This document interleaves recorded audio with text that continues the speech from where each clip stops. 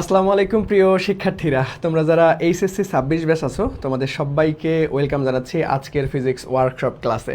So আজকে আমরা আমাদের পদার্থবিজ্ঞানের খুবই গুরুত্বপূর্ণ একটা চ্যাপ্টার কাজ শক্তি ও ক্ষমতা, এই ক্লাসটা কিন্তু আমরা গত রুটিন অনুযায়ী ক্লাসে করেছিলাম।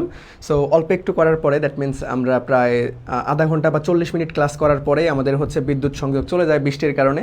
সো আমরা পরের অংশটা আর করতে পারিনি। সো যেই ক্লাসটা আমরা সেদিন করেছি ততটুকু অংশ তো আমাদের হয়ে গেছে, আজকের ক্লাসটা আমরা বাকি অংশটা ইনশাল্লাহ কমপ্লিট করব।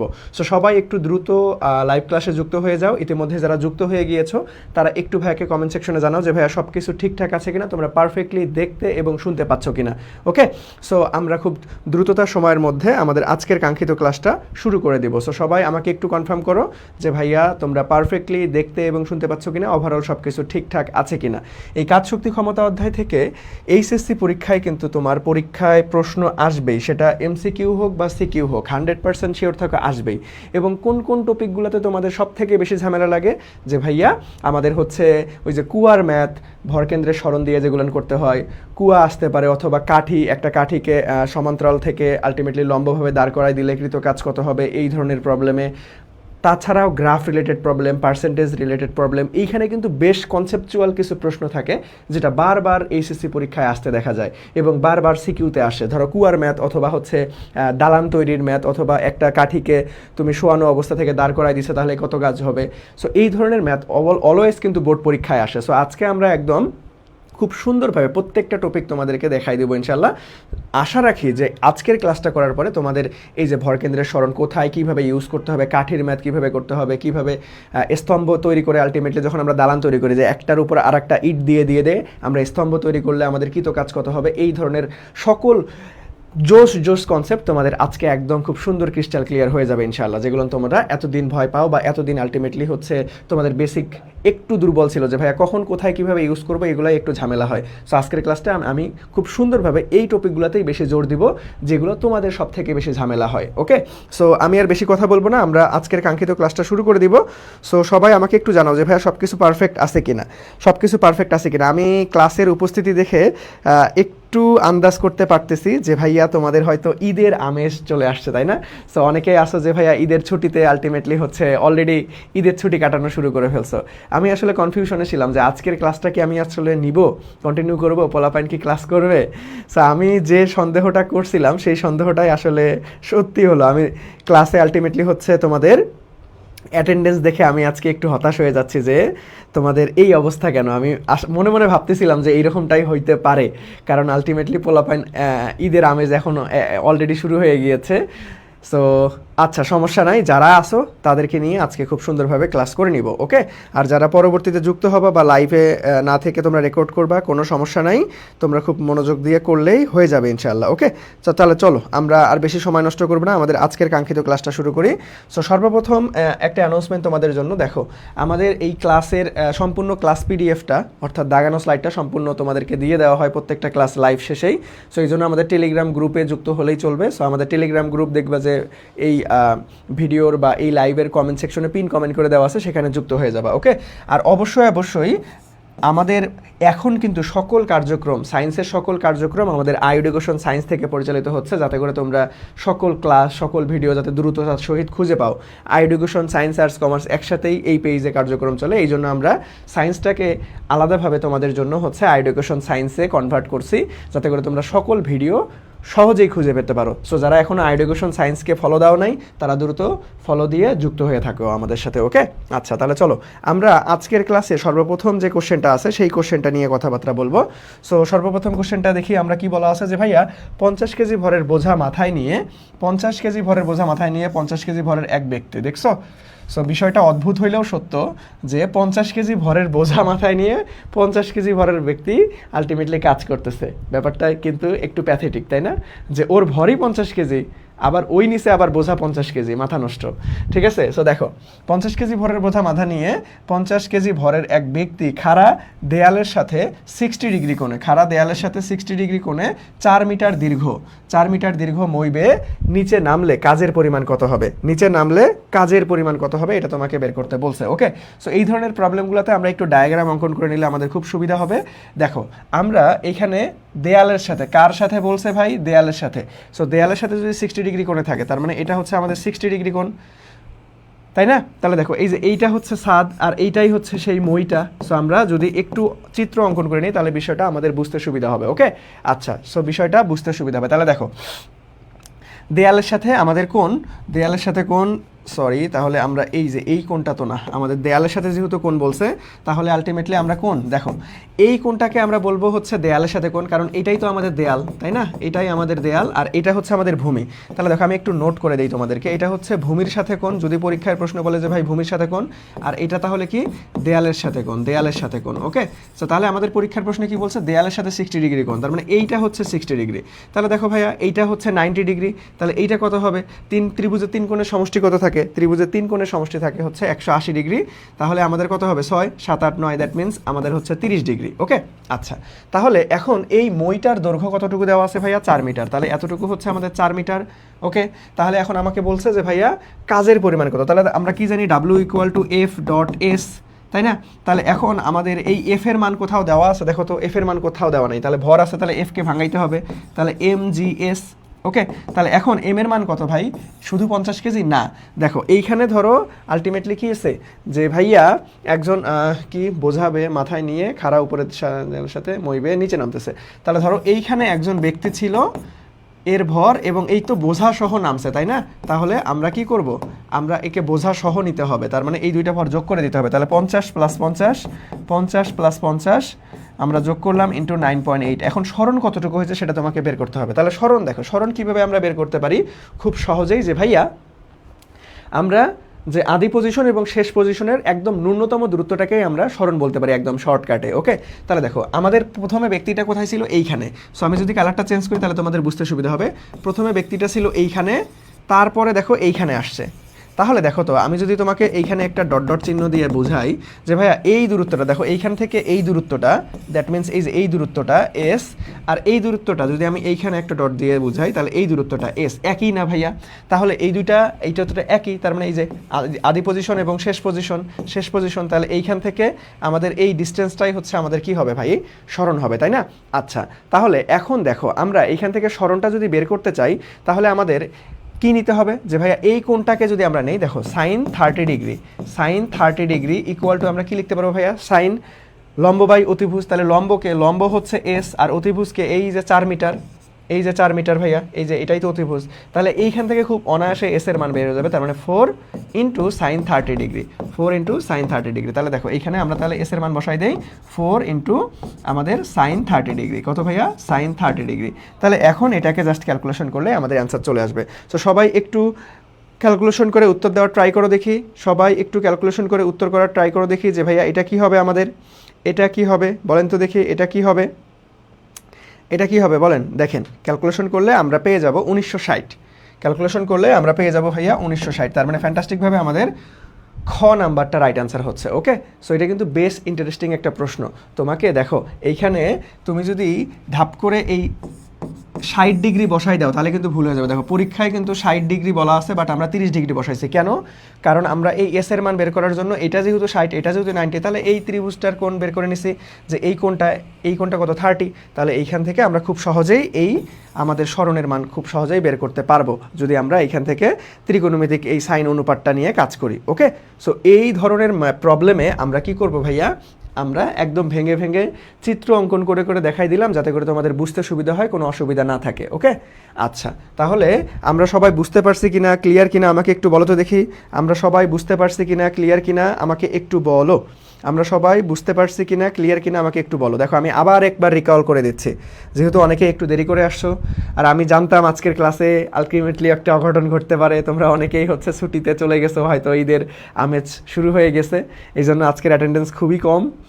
বাট যতজনই আসো একটু ভালো মতো বোঝার ট্রাই করো, ইনশাআল্লাহ আলটিমেটলি আমরা খুব সহজেই এই অধ্যায়টা কমপ্লিট করে ফেলবো ইনশাআল্লাহ। ওকে, সো দেখো এখানে দেখো কি বলছে যে 50 কেজি ভরের বোঝা মাথায় নিয়ে 50 কেজি ভরের এক ব্যক্তি দেয়ালের সাথে 60 ডিগ্রি, তার মানে এই যে এই 60 ডিগ্রিতে বসায় নিছি, দেয়ালের সাথে 60 ডিগ্রি কোণ করে এভাবে নিচে নামতেছে। তাহলে নিচে নামলে কৃত কাজ কত হবে? তাহলে কৃত কাজ নির্ণয় সূত্র W=F.S আমরা জানি।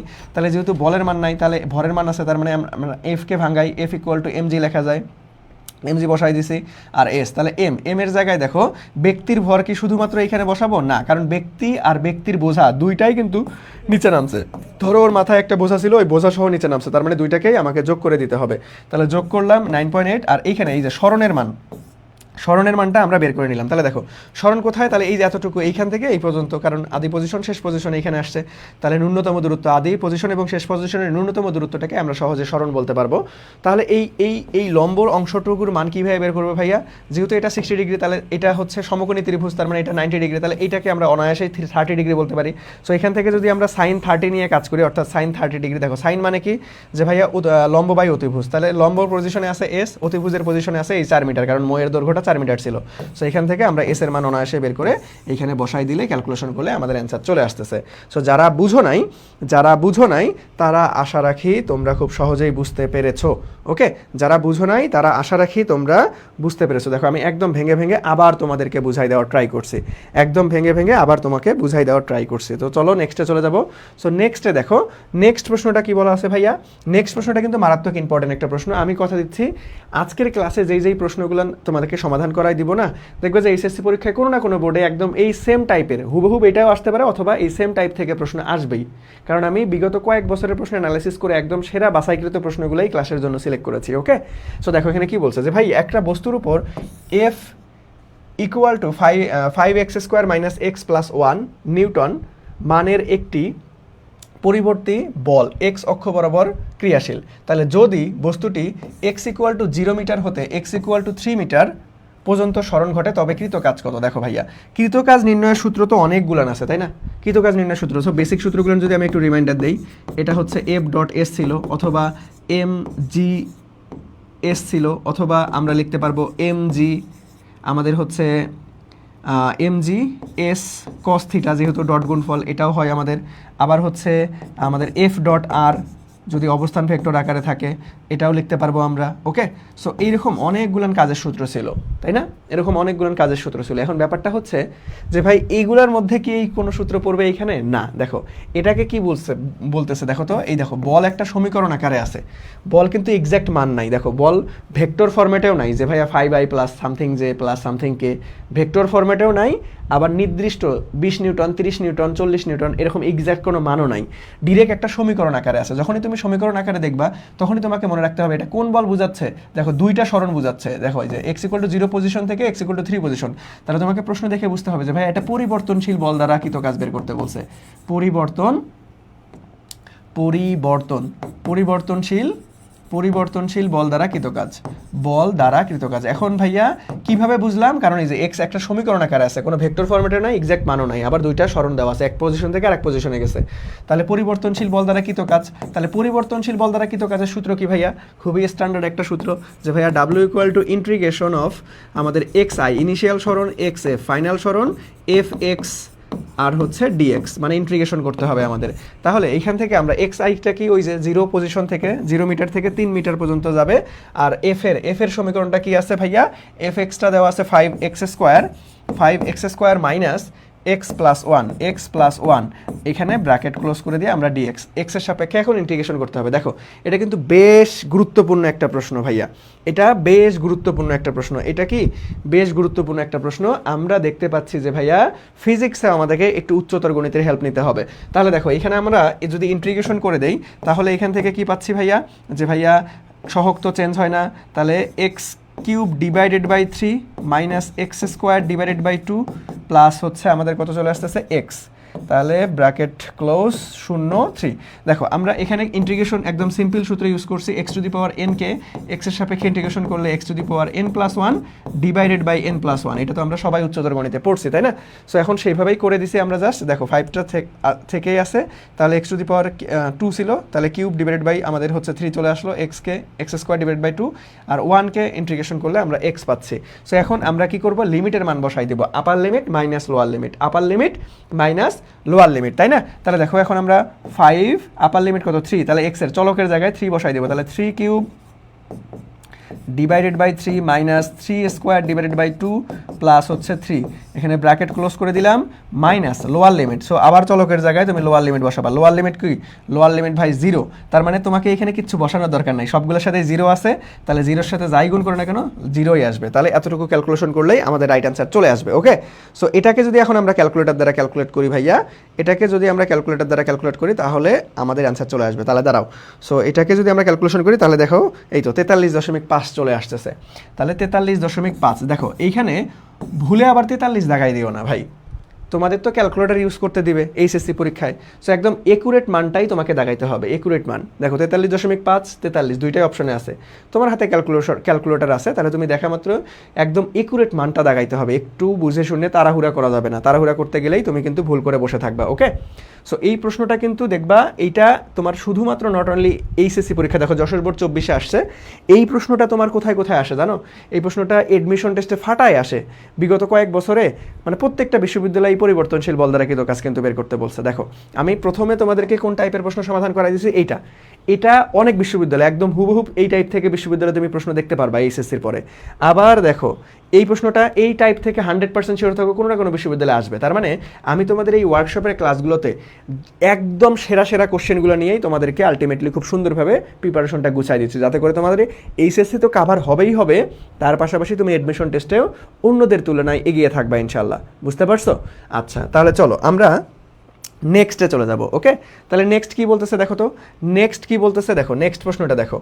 নেক্সট প্রশ্নটা এই যে আমি বলছিলাম না ওই যে রডের ম্যাথে তোমাদের ঝামেলা লাগে, যে একটা রডকে তুমি খাড়া পজিশন থেকে শোয়াই দিছো, শোয়ানো থেকে খাড়া করছো, তাহলে এখন তোমাকে কৃত কাজ কত, এটা এই ধরনের প্রবলেমের সমস্যা হয় তাই না? তাহলে চলো এই যে রডের একটা ম্যাথ করি, তাহলে তোমাদের বুঝতে সুবিধা হবে। তাহলে দেখো একটা 1.5 মিটার দীর্ঘ এবং 2 কেজি ভরের রডকে আনুভূমিক হতে উলম্ব অবস্থায় নিয়ে গেলে, দেখো আনুভূমিক থেকে উলম্ব অবস্থানে নিতে আমাদের কাজের পরিমাণ কত তোমাকে বের করতে বলছে। সো আমি যদি একটু ডায়াগ্রাম দিয়ে তোমাদেরকে বোঝাই তাহলে তোমরা বুঝতে পারবা।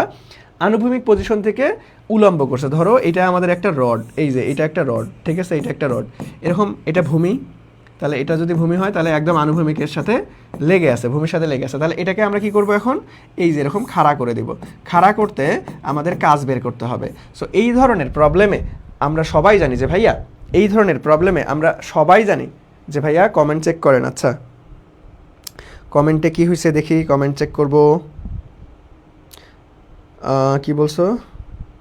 আজকে ক্লাস করতে পারবো না। আচ্ছা সমস্যা নেই, তুমি যদি একটু প্রবলেম হসপিটালে, সো তুমি ক্লাসটা পরে করে নিও। ওকে, ক্লাসটা পরে করে নিও, সো আলটিমেটলি সমস্যা হবে না, কারণ ক্লাসটা আমাদের ইউটিউবেও থাকবে, ফেসবুকেও থাকবে। ওকে, আচ্ছা তাহলে চলো। সো এখন আমরা দেখো আমাদের ভরকেন্দ্রের সরণ ভরকেন্দ্রের সরণ, এই প্রবলেমটা কোথায় কোথায় আমরা দেখতে পারবো? দেখবো এই যে কাঠির ম্যাথে দেখতে পারবো, কাঠির ম্যাথ এবং কুয়ার ম্যাথ এবং দালান তৈরির ম্যাথ। এই দালান তৈরি, এই তিনটা কনসেপ্টে নর্মালি আমরা ভরকেন্দ্রের সরণ ইউজ করি, তাই না? এই তিনটা কনসেপ্টে আমরা নর্মালি ভরকেন্দ্রের সরণ ইউজ করি, যে ভাইয়া কাঠি, কুয়া এবং দালান। তাহলে দেখো এই যে কাঠি মানেই কিন্তু রড, কাঠি বা রড একই জিনিস। ওকে, রড ওকে।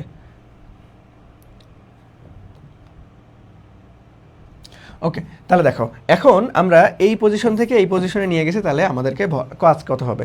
তাহলে ভাইয়া দেখো এটা একদম সিম্পলভাবে তোমাদেরকে বুঝাই, একটু তোমরা হচ্ছে একটু মনোযোগ দাও, ঠিক আছে?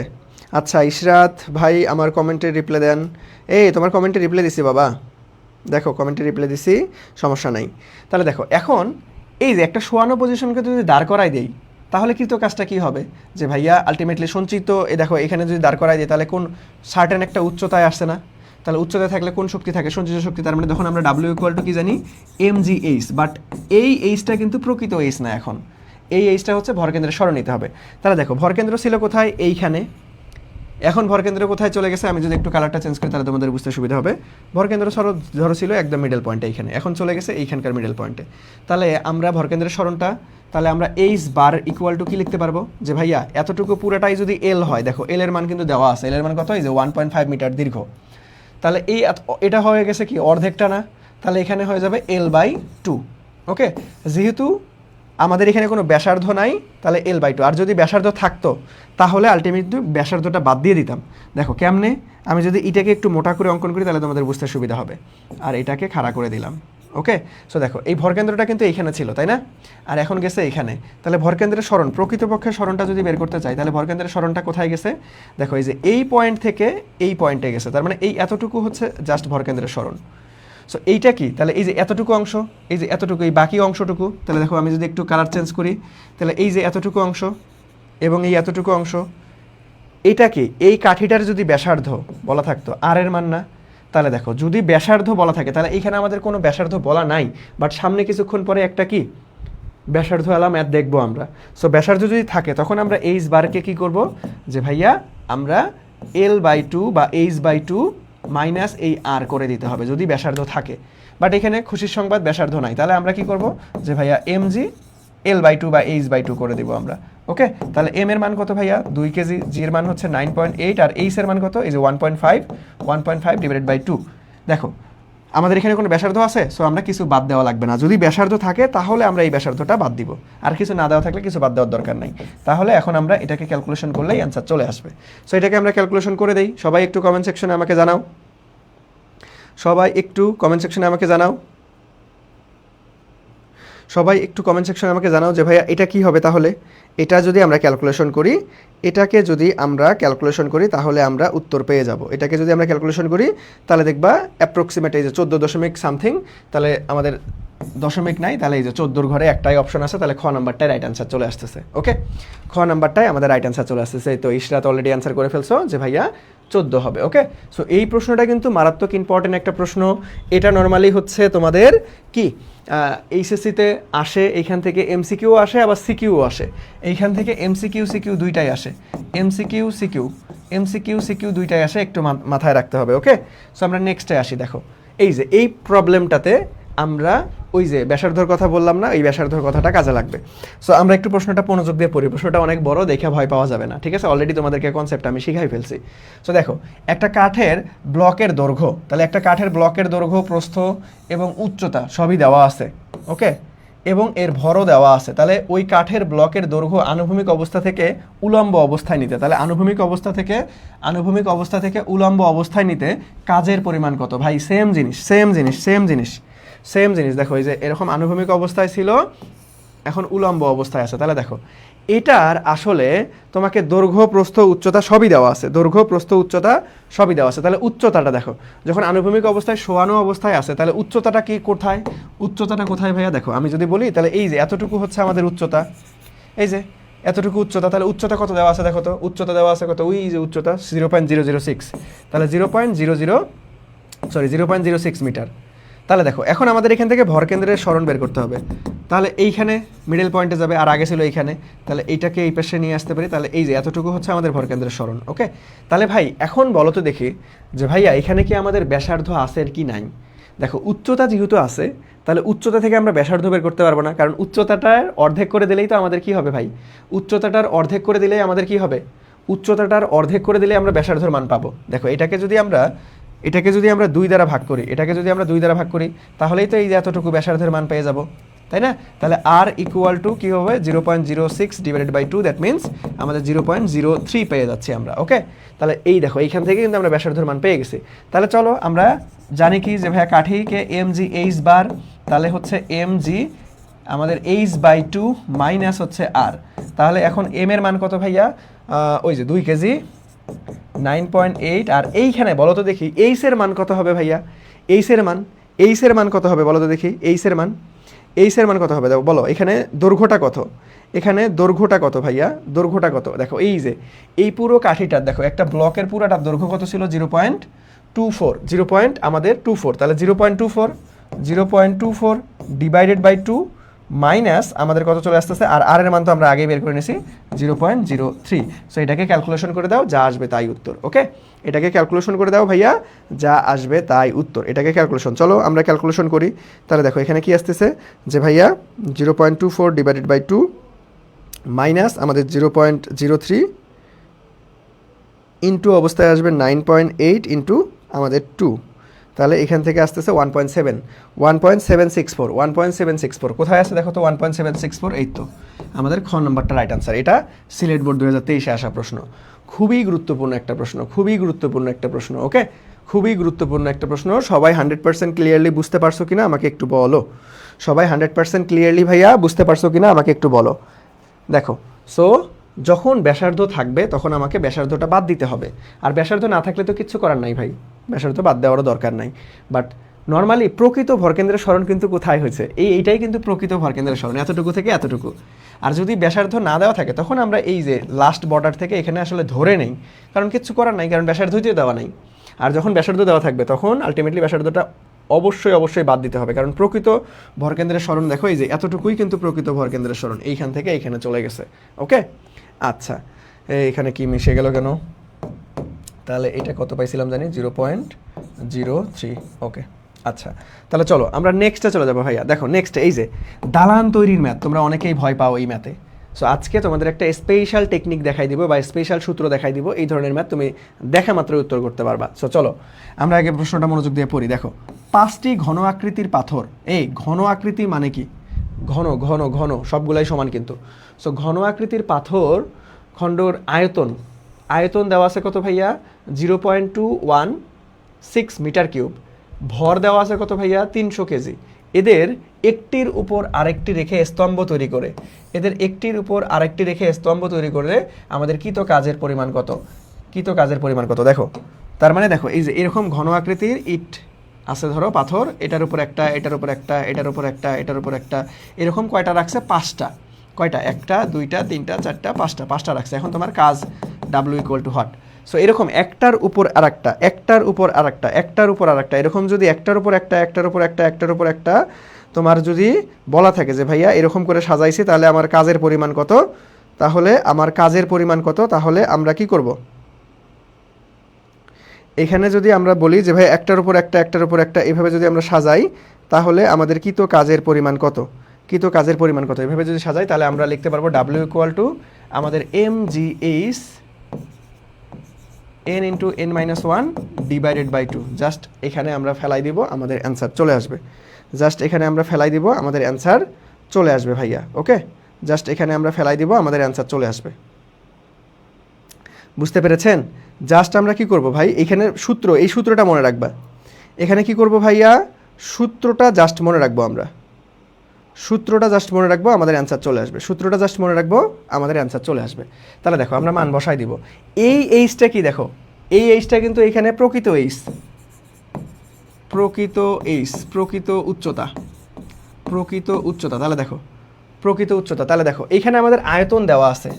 এই ঘনকের আয়তন নির্ণয়ের সূত্র কি জানি আমরা, ঘনকের আয়তন বলো তো দেখি, ঘনকের আয়তন থেকে আমরা বাহুর দৈর্ঘ্য বের করতে পারবো না, ঘনকের আয়তন থেকে বাহুর দৈর্ঘ্য বের করতে পারবো। আয়তন যেহেতু দেওয়া আছে তাহলে আমরা বাহুর দৈর্ঘ্য মানে ওই যে ওই আলটিমেটলি হচ্ছে ওই উচ্চতাটাই, কতটুকু উচ্চতাটা সেটাই বের করবো আমরা, যে ঘন কিউব রুট ওভার আলটিমেট ঘন রুট আমাদের কত আসতেছে 0.216। তাহলে এই আয়তন, এটা কি আমাদের আয়তন, এটা কার মান বসাইছে আয়তন, তাহলে এইখান থেকে আমাদের ওই যে উচ্চতাটা বের হয়ে যাবে। ওকে, তাহলে চলো এটাকে যদি আমরা ক্যালকুলেট করি ভাইয়া, এটাকে দেখো, এটাকে যদি আমরা ক্যালকুলেট করি তাহলে কত আসতেছে, যে ভাইয়া ঘন 0.216, তাহলে এটা আসবে 0.6, তাহলে আমাদের আসবে 0.6 মিটার। ওকে, কারণ এখানে মিটার কিউবে ছিল। সো এখন মান বসাই দিব। দেখো এম এর মান কত ভাইয়া, এম এর মান হচ্ছে ওই যে দেখো 300 কেজি, তাহলে 309.8, এইচ এর মান হচ্ছে 0.6, আর এন এর মান কত 5টা 8, এই যে 5, তাহলে 5 - 1 ডিভাইডেড বাই 2। সো এটাকে জাস্ট ক্যালকুলেট করবো আমরা, তাহলে কত আসতেছে দেখো তো, 5 - 1 4, তাহলে হচ্ছে 4 × 5 = 20, তাহলে এখানে 10 × 2 আমাদের 20, 10, তার মানে এখানে দশমিক তুলে দাও, এখানে একটা শূন্য কাটা 6, তাহলে 309.8 গুণন 6, 309.8 গুণন আমাদের 6, আমাদের আসতেছে 17,640। দেখো তো কোথায় আছে 17,640, এই তো 17,640, সি নাম্বারটা রাইট আনসার, দেখছো। সো তোমাকে যদি বলা হয় যে ভাইয়া একটার উপর আরেকটা স্তম্ভ তৈরি করতে কৃত কাজ কত, এটা হচ্ছে ডিরেক্ট শর্টকাট ফর্মুলা, এটা ডিরেক্ট সূত্র। এমসিকিউ এর বেলায় তুমি এইভাবে করতে হবে, এটা কি এমসিকিউ ফরম্যাট, এমসিকিউ সূত্র, বাট সিকিউতে এইভাবে করলে আবার হবে না, সিকিউতে এইভাবে করলে হবে না। ওকে, শর্টকাট দেখান, হ্যাঁ ইশরাত জাহান, এটাই যে শর্টকাট দেখাইলাম, সিকিউতে এরকম না। সিকিউতে কি করতে হয়, এই যে সিকিউ স্ট্যান্ডার্ড হচ্ছে তোমাকে 4টা আলাদা আলাদা বের করে 5টা বের করে দেখাতে হবে। W1 mg h বার, দেখো প্রথম ইটটার জন্য কোনো ভরকেন্দ্রের স্মরণ হয় না, তার মানে এটা 0 কাজ বের হয়। W2 mg h বার, এই h বারের মানটা হবে জাস্ট mgh, মানে একটা ইটের উচ্চতা সমান স্মরণ হবে। তারপরে W2 mgh বার, এখানে কতটুকু হবে, এটা চিত্র অঙ্কন করে করে আলটিমেটলি করা হয়, আমি জাস্ট শর্টকাটে তোমাদের একটু মনে করাই দিচ্ছি।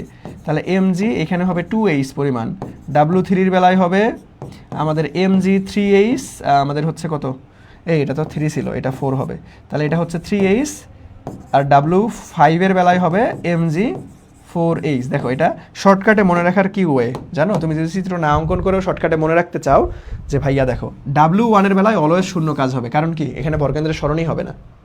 আবার W2 এর বেলায় দেখো একটা একটা করে বাড়বে, এইখানে কিন্তু আলটিমেটলি 0h 2h, দেখো 3h 4h এইভাবে। সো প্রথমটার জন্য 0, তারপরে থেকে h, তারপরে একটা একটা করে বাড়তে থাকবে। ওকে, অর্থাৎ এইভাবে তুমি উল্টা ফরম্যাটেও লিখতে পারবা, যে W1 এর বেলায় 0, আর W2 এর বেলায় h হবে, W3 এর বেলায় মানে এক কম, এর থেকে এক কম, 3 এর বেলায় 2h, 4 এর বেলায় 3h, 5 এর বেলায় 4h, এইভাবে। সো তারপরে তোমাকে কি করতে হবে, যে ভাইয়া অতএব কৃতকাজ W = W1 W2 এরকম করে W5 পর্যন্ত যোগ করে দিলেই আলটিমেটলি আমাদেরকে এভাবে ভেঙে ভেঙে সিকিউ করতে হবে। আর এমসিকিউ এর বেলায় ভাইয়া আমরা এই যে এই ফরম্যাটটা, এই সূত্রটা মনে রাখবো। ওকে ভাইয়া, আপনি তো শর্টকাট বুঝান, শর্টকাট তো আমরা বুঝি না। হাই আল্লাহ, কি বলো, শর্টকাট বুঝাইলাম মানে দুইটা অ্যাপ্রোচ, এমসিকিউ অ্যাপ্রোচ এবং রিটেন অ্যাপ্রোচ, সব কিছুই দেখাইলাম, বুঝো না কেন? হ্যাঁ, এমসিকিউ অ্যাপ্রোচ রিটেন অ্যাপ্রোচ দুইটাই দেখাই দিলাম, এখানে তো না বুঝার কিছু নাই। এখন যদি তুমি জীবনের প্রথম ধরো ফিজিক্স বই খুলে বসে আসো আমার ক্লাসের সামনে, তাহলে তো বুঝবা না, ঠিক আছে? আমি তো মাথায় আছে আমার, যে তোমরা এসএসসি 26 ব্যাচ, তোমাদের জন্যই আমাদের এই ওয়ার্কশপটা, তাই না? এসএসসি 26, আর যদি এসএসসি 27 ব্যাচ হয়ে থাকো, এসএসসি 27 ব্যাচ, যে ভাই আমি আজকেই আপনার আলটিমেটলি এই অধ্যায়ের প্রথম ক্লাস করতেছি, তাহলে একটু তোমরা হ্যাসেল হইতে পারো বা একটু ঝামেলা হইতে পারে, কারণ এগুলো জিনিস তো আলটিমেটলি হচ্ছে আমরা কত প্রতিবেদন করে করে আনি। এখন তো আমি প্রতিবেদন দেখাবো না, ঠিক আছে? এই সূত্রটা আমি প্রতিবেদন করে আলটিমেটলি আনা হয়েছে, এটা তো এখন প্রতিবেদন করা সম্ভব না ক্লাসে। ওকে, আবার এইটা তো আমরা হচ্ছে সিকিউ আলটিমেটলি এটা তো জানি। এখন যত ধরো তুমি একদমই যদি ফাঁকিবাজি করো, যে ভাই আলটিমেটলি আমি একদমই পড়াশোনা করি নাই আগে, তাহলে একটু বুঝতে অসুবিধা হবে। বাট আমি আমার ক্লাসে, অন্তত আমার ক্লাসে আমি একদম চেষ্টা করি যে ধরো তোমার আগের বেসিক যাই থাকুক না কেন, যাতে আমার ক্লাস তুমি 100% বুঝো, এই জন্য আমি একদম ভেঙে ভেঙে ভেঙে ভেঙে বুঝাই। তুমি যদি মনোযোগ দিয়ে আমার কথাগুলো শুনো, দেখবা যে ইনশাল্লাহ বুঝতে পারবা। বুঝতে পারছো? আচ্ছা, তাহলে চলো আমরা নেক্সটে চলে যাচ্ছি। নেক্সটে দেখো স্প্রিং ধ্রুবকের মাত্রা কোনটা? স্প্রিং ধ্রুবকের মাত্রা, দেখো এই প্রশ্নটা বেশ গুরুত্বপূর্ণ। তাহলে স্প্রিং ধ্রুবক, আমরা কি জানি যে F equal to K x, এই সূত্র তো সবাই জানি তাই না? তাহলে এই যে কেটাই হচ্ছে স্প্রিং ধ্রুবক বা বল ধ্রুবক, তার মানে F divided by x, F এর মাত্রা হচ্ছে M L T inverse two, that means হচ্ছে এক্স এর মাত্রা এল, তাহলে এল এল কাটা এম টি ইনভার্স টু, তাহলে এম টি ইনভার্স টু কোথায়? এই তো খ নাম্বারটা আমাদের রাইট আনসার। ওকে, এটা অনেক সহজ। ওকে, এটা অনেক সহজ, এটা অনেক সহজ। ওকে, এটা অনেক সহজ। ওকে, আচ্ছা তাহলে চলো নেক্সটে যাব আমরা। দেখো স্প্রিং এর বিভব শক্তি বনাম সরণের লেখচিত্র। দেখো লেখচিত্রের বেলায় তোমাদেরকে একটু কষ্ট করে মনে রাখতে বলছিলাম যে 3টা লেখচিত্র সবসময় একটু মনে রাখবা। একটা হচ্ছে সামানুপাতিকের, এটা কেমন হয়? মূলবিন্দুগামী সরলরেখা। আর একটা হচ্ছে ব্যস্তানুপাতিকের, এটা কেমন হয়? আয়তাকার অধিবৃত্তাকার। আর একটা হচ্ছে বর্গের সমানুপাতিক, এটা কেমন হয়? ঊর্ধ্বগামী সরলরেখা বা অর্ধপরাবৃত্তাকার। ওকে, এই 3টা দিয়ে ম্যাক্সিমাম গ্রাফ তুমি করে ফেলতে পারবা, এই 3টা যদি তোমার মনে থাকে। ওকে, তাহলে দেখো স্প্রিং ও বিভব শক্তি, স্প্রিংয়ের বিভব শক্তি বনাম সরণ, দ্যাট মিনস ইউ আর হচ্ছে এক্স এর মধ্যে সম্পর্ক। ভাই স্প্রিংয়ের বিভব শক্তি নির্ণয়ের সূত্র কি? যে ভাইয়া হাফ কে এক্স স্কোয়ার। তাহলে সরণের সাথে ইউ এর কি সম্পর্ক ভাইয়া? দেখো তো বর্গের সমানুপাতিক না, বর্গের সমানুপাতিক না, তাহলে গ্রাফটা কোনটা হবে রাইট আনসার বলো তো দেখি? এই তো গ নাম্বার, কারণ আমরা তো জানি যে ভাইয়া বর্গের সমানুপাতিক হলে ঊর্ধ্বগামী সরলরেখা বা অর্ধ পরাবৃত্তাকার হয়। বুঝতে পেরেছো? বুঝতে পেরেছো ভাইয়া? সুন্দর না? তাহলে চলো নেক্সটে যাব আমরা। নেক্সটে যাই। দেখো নেক্সট প্রশ্নটা কি বলা আছে, নেক্সট প্রশ্নটা কি বলা আছে, চলো নেক্সট প্রশ্নটা আমরা একটু দেখি। দেখো তো কি বলা আছে, যে স্থিতিস্থাপক বলের বিরুদ্ধে সরণের মান দ্বিগুণ করলে, স্থিতিস্থাপক বলের বিরুদ্ধে সরণের মান দ্বিগুণ করছে, তাহলে কৃতকাজ কত বৃদ্ধি পাবে? দেখো এখানে কিন্তু গুরুত্বপূর্ণ, কত হবে না, কত বৃদ্ধি পাবে এটা তোমাকে বের করতে বলছে। সরণের মান দ্বিগুণ করে ফেলছি আমরা, তাহলে ভাই কাজের সাথে সরণের কি সম্পর্ক স্প্রিংয়ের ক্ষেত্রে? তাহলে ডাব্লিউ ইকুয়াল টু একটু আগেই সূত্র শিখলাম যে ভাইয়া কে এক্স স্কোয়ার, দ্যাট মিনস ডাব্লুর সাথে এক্স স্কোয়ারের কি আমাদের হচ্ছে এক্সের সম্পর্ক বর্গের সমানুপাতিক। ওকে, আচ্ছা তাহলে এখন কি করছি আমরা? সরণকে দ্বিগুণ করছি, তাহলে কৃতকাজের পরিবর্তন কত হবে? তাহলে সরণকে যদি আমরা দ্বিগুণ করে ফেলি, সরণকে যদি আমরা দ্বিগুণ করে ফেলি ভাইয়া, তাহলে কৃতকাজের পরিবর্তন কত হবে? এটাই আমাদের বের করতে বলছে, এটাই আমাদের বের করতে বলছে। ওকে, সো এই প্রশ্নটা কিন্তু খুব সুন্দর একটা প্রশ্ন।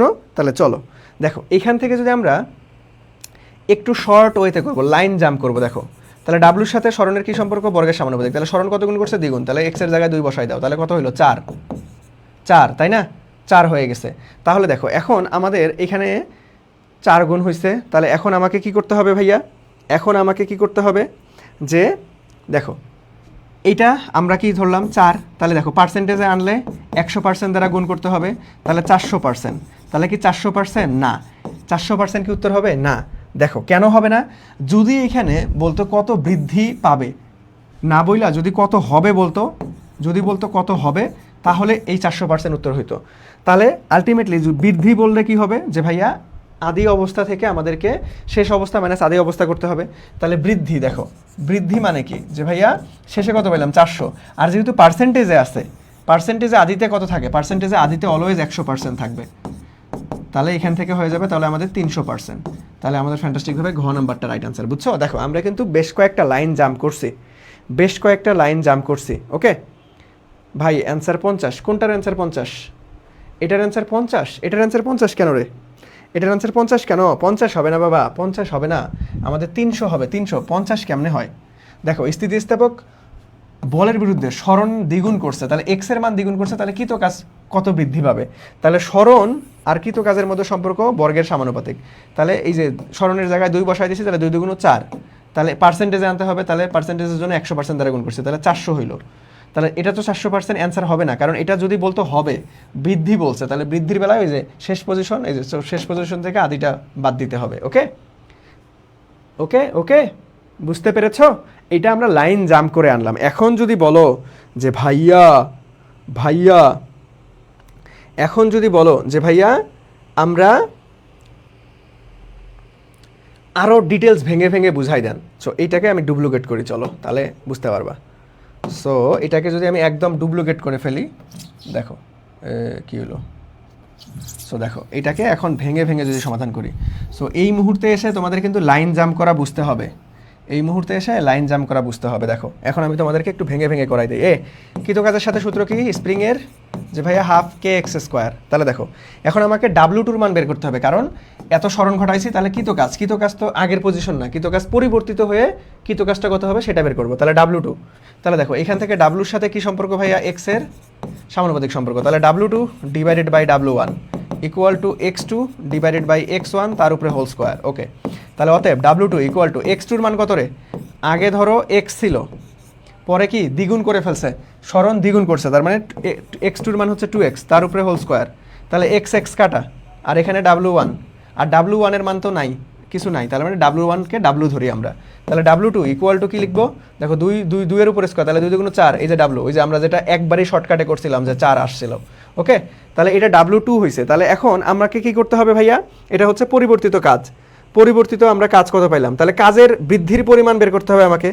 তাহলে এটা হলো পরিবর্তিত কাজ বললো, পরিবর্তিত কাজ পাইলাম আমরা, পরিবর্তিত কাজ পাইলাম, বাট এখন তো পরিবর্তিত কাজ বলে নাই ভাই, তোমাকে বের করতে বলছে বৃদ্ধি। তাহলে বৃদ্ধি বের করো, তাহলে বৃদ্ধি বৃদ্ধি বৃদ্ধি এখন হয়েছে কত 4W, আর আদি পজিশনটা কত ধরছো W1 এর মানে যে W ধরছো, সো এখান থেকে W বাদ দাও, দ্যাট মিনস 3W।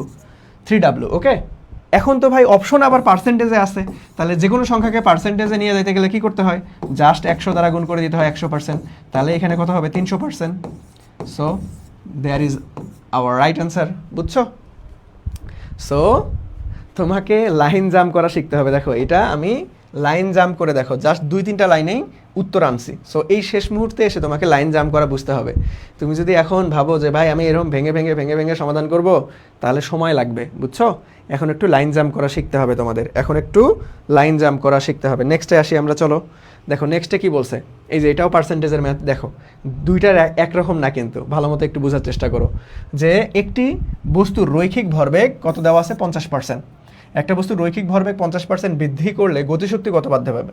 তাহলে ভরবেগ মানে পি, আবার গতিশক্তি মানে ইকে, তাহলে ইকের সাথে ভরবেগের সম্পর্ক, ইকের সাথে ভাইয়া ভরবেগের সম্পর্ক। তাহলে চলো দেখো ইকে সমানুপাতিক আমরা পি স্কোয়ার লিখতে পারি। কই থেকে আসে এটা, যে ভাইয়া আমরা সূত্র জানি যে EK equal to P square divided by 2m, EK equal to P square divided by 2m, আমরা সবাই সূত্র জানি, তাই না? আবার আমরা সবাই সূত্র জানি। ওকে, আচ্ছা, তাহলে দেখো এখন আমরা এই বেসিক সূত্র থেকে আমরা যার যার মধ্যে সম্পর্ক শুধুমাত্র তাকে নিয়ে আলটিমেটলি আমরা সামনে আগাবো।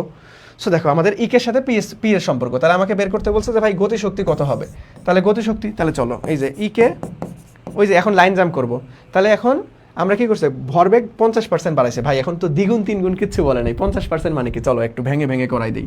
ধরো P1 আদিতে কত ছিল, পার্সেন্টেজ যেহেতু ছিল, পার্সেন্টেজে থাকলে আদিতে অলওয়েজ 100 ধরতে হয়, তাহলে 100 ধরলাম, 100%। এটাকে যদি সংখ্যায় লিখি তাহলে 100%কে ভাঙানোর নিয়ম কি, 100 দ্বারা ভাগ, দ্যাট মিনস 1 হবে। তাহলে P2, তাহলে কি ভরবেগ 50% বৃদ্ধি করছে, তার মানে ওই যে আদিতে 100 তার পাশাপাশি আরও 50% বৃদ্ধি করছে, তাহলে এটা কি ভাইয়া 150%। যদি আমরা কি করি সংখ্যায় আনি, তাহলে 100 দ্বারা ভাগ করলে 1.5। ওকে, আচ্ছা, তাহলে এখন আসো যে ভাইয়া আমাদের কি বলছে, শক্তি বৃদ্ধি কতটুকু পাবে, তার মানে ওই যে ইকে2 আর ইকে1, আর এখানে তাহলে P2 ডিভাইডেড বাই P1 তার উপরে হোল স্কোয়ার। তাহলে দেখো ইকে2 ইকুয়াল টু মান বসাই দাও, P2 এর মান কত 1.5, P1 এর মান 1 তার উপরে হোল স্কোয়ার ইন্টু আমাদের ইকে1। তাহলে দেখো 1.5কে স্কোয়ার করলে 2.25 হয়ে যাবে। তাহলে দেখো এখন ভাই এটা তো পার্সেন্টেজে আছে সবগুলো অপশন, তাহলে ওই যে 100% দ্বারা গুণ করে দাও, তাহলে কত হবে 225%। এইটা কি উত্তর না, যদি বলতো যে ভাই কত হবে তাহলে হয়তো এটা উত্তর, বাট তোমাকে বলছে দেখো এটা তো সেম কাহিনী বলছে যে ভাই কত বৃদ্ধি পাবে, বৃদ্ধি বের করতে বলছে। তাহলে আমরা কি করব, এই যে শেষ পজিশন মাইনাস ওই যে আদিতে 100 ধরছো, ওই আদিতে বাদ দিয়ে দাও 100, তাহলে হচ্ছে 125%। তাহলে আমাদের রাইট অ্যান্সার কত 125, দ্যাট মিনস গ নাম্বারটা আমাদের রাইট অ্যান্সার। ওকে, গ নাম্বারটা আমাদের রাইট অ্যান্সার, বুঝছো? সো দেখো প্রশ্ন কিন্তু একই রকম কনসেপ্টের, বাট প্রশ্ন কিন্তু একই রকম না, প্রশ্ন আলাদা, দুই রকম সূত্র।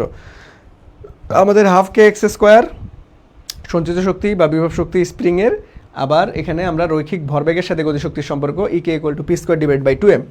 সো দুই রকম সূত্র একটু মাথায় রাখতে হবে। নেক্সটে আসি, চলো দেখো কি বলছে যে ভাইয়া 200 গ্রাম ভরের একটি বস্তু 10 মিটার উপর থেকে পড়লে ভূমি স্পর্শ করার পূর্ব মুহূর্তে, দেখো এখানে কিন্তু খুব গুরুত্বপূর্ণ একটা লাইন আছে, ভূমি স্পর্শ করার পূর্ব মুহূর্তে গতিশক্তি কত, ভূমি স্পর্শ করার পূর্ব মুহূর্তে তোমার কাছে বের করতে বলছে গতিশক্তি কত, ভূমি স্পর্শ করার পূর্ব মুহূর্তে গতিশক্তি কত বের করতে বলছে। ভাই একটা বস্তুকে তুমি যখন এই যে সার্টেন উচ্চতা, এই উচ্চতা থেকে তুমি যখন ফেলাই দিবা, এটা যখন পড়তে থাকবে, এই ভূমি স্পর্শ করার পূর্ব মুহূর্তে সম্পূর্ণ বিভব শক্তিটা দেখো, যখন এর সার্টেন উচ্চতায় ছিল, তার মানে এর মধ্যে বিভব শক্তি ছিল, তাহলে এই সম্পূর্ণ বিভব শক্তিটাই ভূমি স্পর্শ করার পূর্ব মুহূর্তে গতিশক্তিতে রূপান্তর হয়ে যাবে।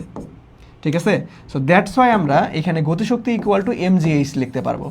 সো তুমি এই সূত্রটা মাথায় রাখবা যে ভাইয়া তোমাকে যদি ভূমি স্পর্শ করার পূর্ব মুহূর্তে গতিশক্তি বের করতে বলে, তাহলে EK equal to half mv square না লেখা তুমি mgh লিখতে পারবা। কেন? কারণ এই ভূমি স্পর্শ করার পূর্ব মুহূর্তে এর মধ্যে যাও আগে এইখানে সঞ্চিত অবস্থায় সঞ্চিত শক্তি, দ্যাট মিনস বিভব শক্তি ছিল, এই সম্পূর্ণ বিভব শক্তিটাই ভূমি স্পর্শ করার পূর্ব মুহূর্তে গতিশক্তিতে রূপান্তর হয়ে যাবে। তাহলে এম এর মান কত ভাইয়া?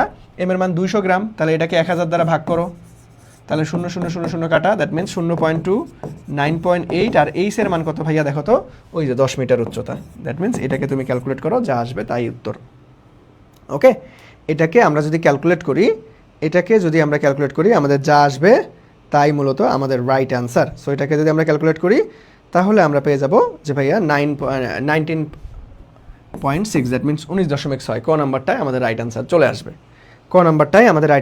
আসবে, বুঝছো? ক নাম্বারটাই আমাদের রাইট অ্যান্সার চলে আসবে। খুব গুরুত্বপূর্ণ একটা প্রশ্ন। দেখো এই প্রশ্নটা কিন্তু তোমার এইচএসসি পরীক্ষা বলো, অ্যাডমিশন টেস্ট, মেডিকেলে বেশ কয়েকবার আসছিল। ওকে, মাথায় রাখতে হবে।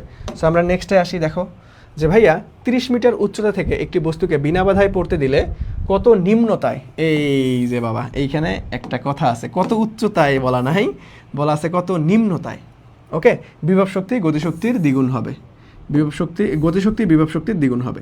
তাহলে এইখানে কিন্তু আমরা একটা স্পেশাল টেকনিক জানি, যারা জানো না একটু শিখে নাও। দেখো এটা আমরা একটা শর্টকাট ট্রিক্স একটা মাথায় রাখবো যে ভাইয়া যদি তুমি দেখো গতিশক্তি বিভব শক্তি এর n গুণ হলে, গতিশক্তি বিভব শক্তির n গুণ হলে কত উচ্চতায় বিভব শক্তি গতিশক্তির n গুণ, সেই উচ্চতাটা বের করার টেকনিক হচ্ছে x equal to h divided by n+1। তাহলে দেখো গতিশক্তি বিভব শক্তির কত দ্বিগুণ, তার মানে n এর মান কত 2, তাহলে এখানে মান বসাই দাও। h এর মান কত ভাইয়া? ওই যে 30 মিটার উচ্চতা থেকে, তাহলে 30 ডিভাইডেড বাই 2 + 1, তার মানে 3, 3 × 30, 10 মিটার। দেখো 10 মিটার কিন্তু উত্তরে আছে, এই যে ক নাম্বার 10 মিটার ক নাম্বার উত্তরে আছে। তাহলে কি এইটা হবে?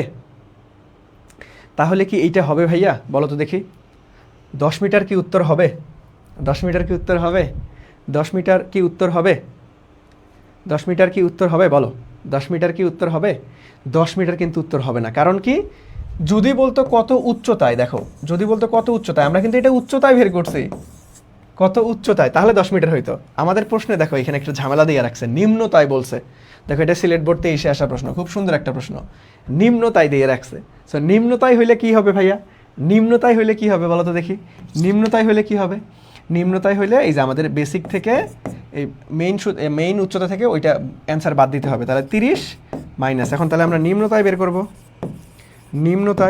তাহলে 30 মাইনাস 10, দ্যাট মিনস 20, তাহলে আমাদের অ্যান্সার ইজ 20 মিটার, এই যে গ নাম্বারটা। সো দেখো আমরা কিন্তু তাড়াহুড়া করতে গিয়ে ঝামেলা করে ফেলি, সো এইটা অবশ্যই মাথায় রাখতে হবে যে ভাই উচ্চতা নাকি নিম্নতা, ওকে? বুঝতে পারছো? প্রশ্নটা খুব সহজ, এবং এটা সবাই আমরা দেখা যায় যে তাড়াহুড়া করতে গিয়ে ভুল করে বসে থাকি। সো ভুল করা যাবে না। নেক্সটে আসি আমরা। দেখো এই যে পেরেকের ম্যাথ, হাতুড়ি পেরেক, খুব সুন্দর কনসেপ্টের প্রশ্ন। দেখো তো দেখি কি বলছে, যে 5 কেজি ভরের একটা বস্তু 5 মিটার উঁচু থেকে একটা পেরেকের উপর পড়লে পেরেকটি মাটির ভিতরে 10 সেন্টিমিটার ঢুকে যায়, গড় প্রতিরোধ বল কত? সো আমি একটু ডায়াগ্রাম দিয়ে বুঝাই, তাহলে তোমাদের বুঝতে সুবিধা হবে। ধরো এটা একটা পেরেক, তাহলে এইখানে একটা হাতুড়ি আছে, ধরো এটা একটা হাতুড়ি, কত মিটার?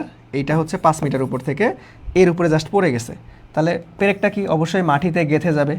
ওকে, তাহলে ধরো মাটিতে এই যে এক্স পরিমাণ গেঁথে গেছে, এই যে এক্স এর মান হচ্ছে 10 সেন্টিমিটার।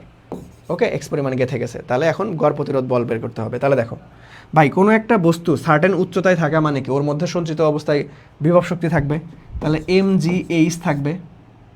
বাট এইখানে দেখো এই এইচটা নর্মালি একদম শেষ থেকে একদম কত দূর পর্যন্ত আছে, প্রকৃত পুরো উচ্চতাটাই নিতে হবে। দেখো যখন আমার এই পেরেকটা ডেবে গেছে, তখন দেখো তো এইখানে তো আগে থেকে এইচ ছিল, কতটুকু ডেবে গেছে? এই যে এতটুকু ডেবে গেছে না, তার মানে এই যে এতটুকু ডেবে গেছে না, কি পরিমাণ ডেবে গেছে, এইখানে যতটুকু ঢুকবে ততটুকু পরিমাণ, তাহলে এখানেও এক্স পরিমাণ আলটিমেটলি ডেবে গেছে, যেহেতু এক্স পরিমাণ ঢুকছে। তাহলে আমাদের এই যে বিভব শক্তিটা নিতে হবে কোথা থেকে, একদম এইখান থেকে একদম এইখান পর্যন্ত। তাহলে এতটুকু ছিল 5, তাহলে 5-এর পরে আরও এক্স মিটার যুক্ত হয়েছে, তাহলে এখানে এক্স যুক্ত হয়ে যাবে। ওকে, তারপরে ইকুয়াল টু আমরা কি এই সম্পূর্ণ বিভব শক্তিটাকে কাজে লাগিয়েই এই পেরেকটা ঢুকছে, তাহলে পেরেক ঢুকতে কি হয়েছে, কাজ সম্পাদিত হয়েছে, তার মানে কৃত কাজ। তাহলে আমরা এখান থেকে বলতে পারবো যে ভাইয়া W equal to F x, that means আমাদের এফ এস তাহলে কতটুকু স্মরণ হয়েছে, এক্স পরিমাণ স্মরণ হয়েছে। ওকে, সো আমরা কিন্তু দেখো এই সম্পূর্ণ বিভব শক্তিটাকে কাজে লাগিয়েই তোমার হচ্ছে কৃতকাজ সম্পাদন হয়েছে, আমাদের পেরেকটা ঢুকে গেছে। সো এইখান থেকে আমাদের কিচ্ছু না, জাস্ট এই এফ এর মান, গড় প্রতিরোধ বলের মান বের করতে বলছে। তাহলে এফ ইকুয়াল টু আমরা কি লিখতে পারবো, mg h plus x divided by আমাদের এক্স। তাহলে মান বসাই দাও ভাই, এখন কাজ শেষ। তাহলে 5 9.8 আমাদের হচ্ছে 5, আর এটা 10 সেন্টিমিটার মিটারে আনতে হবে, তাহলে 100 দ্বারা ভাগ করে দাও, তাহলে 0.1 ডিভাইডেড বাই এটাকে 0.1 দ্বারা ভাগ করে দিলেই আমাদের অ্যান্সার চলে আসবে। সো এটাকে আমরা ক্যালকুলেট করি, চলো এটাকে আমরা ক্যালকুলেট করে দিই।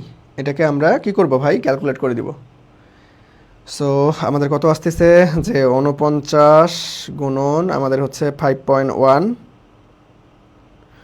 Divided by 0.1, that mean 2499। তাহলে 2499 কোথায়, এই তো বি নাম্বারটা রাইট আনসার। দেখছো, খুব সুন্দর একটা প্রশ্ন। সো কোথায় ভুল হইতে পারে, এই যে এইখানে এই এক্সট্রা যোগ না দেওয়া, এইখানে তোমরা ভুল করতে পারো। দেখো আমি একটু দাগাই দেই, এই যে এইখানে একটু কেয়ারফুল থাকবা, এটা ভুল হইতে পারে। সো বিভব শক্তিটা একদম সার্টেন, একদম শেষ অবস্থা থেকে আমাদের আগের অবস্থা পুরা দূরত্বটাই নিতে হবে। ওকে, সো এই পেরেকের ম্যাথ ভাই এটা কোথায় আসতে পারে, এটা সিকিউতে গ নাম্বারে আসতে পারে, আবার এমসিকিউতেও আসে। সিকিউতে গ নাম্বারে আসতে পারে, আবার এমসিকিউতেও আসে। সিকিউতে গ নাম্বারে আসতে পারে, আবার এমসিকিউতেও আসে। খুব সুন্দর একটা কনসেপচুয়াল প্রশ্ন, খুব সুন্দর একটা কনসেপচুয়াল প্রশ্ন। বুঝতে পেরেছেন সবাই, কি বুঝতে পেরেছেন ভাইয়া, সবাই কি বুঝতে পেরেছেন, সবাই কি বুঝতে পেরেছেন বলো তো দেখি, সবাই কি বুঝতে পেরেছেন ভাইয়া? তাহলে চলো আমরা নেক্সটে চলে যাব। দেখো নেক্সটে কি বলছে, যে ভাইয়া ক্রেনের সাহায্যে আমাদের 500 কেজি, ক্রেনের সাহায্যে 500 কেজি, কি বলছে, যে ক্রেনের সাহায্যে 500 কেজি, ওকে 500 কেজি ভরের বস্তুকে 0.20 ms ইনভার্স 1 সমদ্রুতিতে টেনে তোলা হলে ক্রেনের ক্ষমতা কত। তাহলে ক্রেনের ক্ষমতা কত, ওকে। তাহলে ক্ষমতা নির্ণয়ের সূত্র কি ভাইয়া, ক্ষমতার অনেক সূত্র আছে, বাট এখানে কি দেওয়া আছে, এম দেওয়া আছে, ভি দেওয়া আছে। তাহলে ক্ষমতা নির্ণয়ের সূত্র আলটিমেটলি পি ইকুয়াল টু আমরা কি লিখতে পারবো, যে ভাইয়া এম জি ভি কেমনে আসে, আমি যদি একটু দেখাই দেই, তাহলে P equal to W by T, তাহলে W equal to F S divided by T, তাহলে এই যে S by T equal to কি লেখা যাবে, V, that means F V. তাহলে এফ এর জায়গায় আবার এম জি লেখা যায়, তাহলে এম জি ভি। বুঝছো কীভাবে আসে? তাহলে এম এর মান বসাই দাও, দেখো 500, 9.8, ভির মান কত, 0.20। সো এটাকে ক্যালকুলেট করো, যা আসবে তাই আনসার। ওকে, এটাকে যদি আমরা ক্যালকুলেট করে দেই, দেখি তো কত আসে। এটাকে আমরা ক্যালকুলেট করে দিলে 980 পেয়ে যাবো। সো 980 ওয়াট কোথায় আছে, ক নাম্বারটা রাইট অ্যান্সার। বুঝতে পেরেছো, 980 ওয়াট কোথায় আছে ভাইয়া, ক নাম্বারটা রাইট অ্যান্সার। সো চলো আমরা নেক্সটে চলে যাব। দেখো নেক্সট এবং একদম আজকের ক্লাসে লাস্ট কোশ্চেন, দেখি সবার আগে কে পারো, দেখো কি বলছে, যে ভাইয়া 75 কেজি ভরের এক লোক 25 সেন্টিমিটার উঁচু 25 সেন্টিমিটার উঁচু 20টি সিঁড়ি কত 10 সেকেন্ডে উঠতে পারে, তার ক্ষমতা কত। দেখো ক্ষমতা নির্ণয়ের সূত্র কি ভাইয়া, যে ডাব্লিউ বাই টি, যেহেতু সার্টেন একটা উচ্চতায় সে উঠছে, তার মানে সঞ্চিত অবস্থায় কি থাকবে, বিভব শক্তি, তার মানে W equal to m g h divided by আমরা টি বলতে পারবো। তাহলে মান বসাই দাও, এম এর মান কত ভাইয়া, 75 কেজি, তাহলে 75, 9.8, এই যে এইচের মান কত হবে এখন। দেখো 25 সেন্টিমিটার উঁচু কয়টা সিঁড়ি উঠছে, 20টা সিঁড়ি, তাহলে এই দুইটাকে গুণ করলেই আমরা পুরো উচ্চতাটা পাবো না।